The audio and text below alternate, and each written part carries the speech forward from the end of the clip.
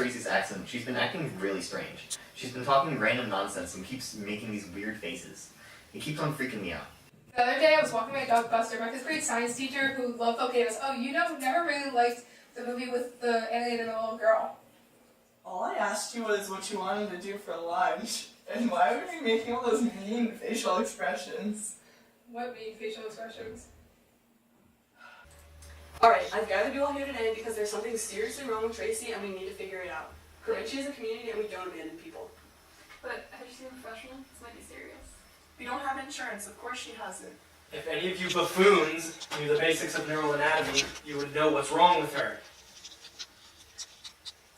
So the brain is a complex organ that's composed of thousands of little cells that are known as neurons, which is this boy right there.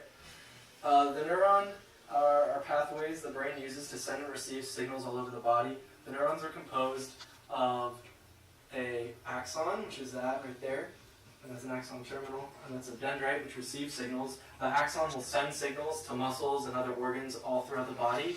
And with these, Adam, where are you going? This looks like it's going to take a while and I got work to do, so... No! No! This is important! And after that, he talked about the lobes of the brain, how the frontal lobe is associated with reasoning, logical thought, planning, parts of speech, and problem solving, and also includes Broca's area. Apparently, it's a specific part of the brain associated with speech, such as forming sentences and comprehensible language. Then he mentioned the parietal lobe and how it's associated with movement, orientation, recognition, and perception of stimuli. Yeah, and then he mentioned the occipital lobe and its role in vision, and then the temporal lobe and how it's associated with recognition and perception of the senses such as auditory stimuli, as well as speech and memory.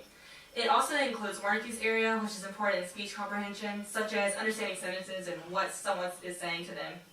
It felt like a waste of time, but at least we got these cool pictures of the brain.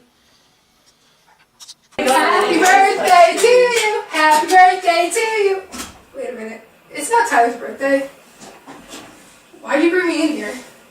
Well, Tracy, you've forgotten what it means to be a part of the community, and we brought you here to explain to you why we like being a part of the community. Guys, there isn't a problem with my memory. It's with speech. Since I got a history minor at Cornell, it's my job to remind you about the history of the community.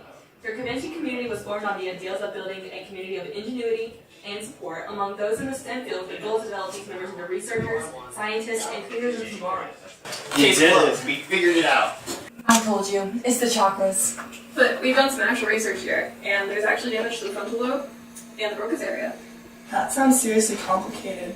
This project on Tracy's brain model took like 3.5 months. We all came together to figure out what was wrong with her and united behind our individual strengths. Not only did we have to work as a team, but we had to work with other people from the LLC to create this model and overcome challenges such as delegating and scheduling. Yeah, and the writing software was a challenge too. I had to learn how the program works, and I had to talk with the events leadership team about laser cutting and design. It was basically a second language. It's great to know that I have such a great community that really cares about me. Plus, I got this cool model of my brain damage.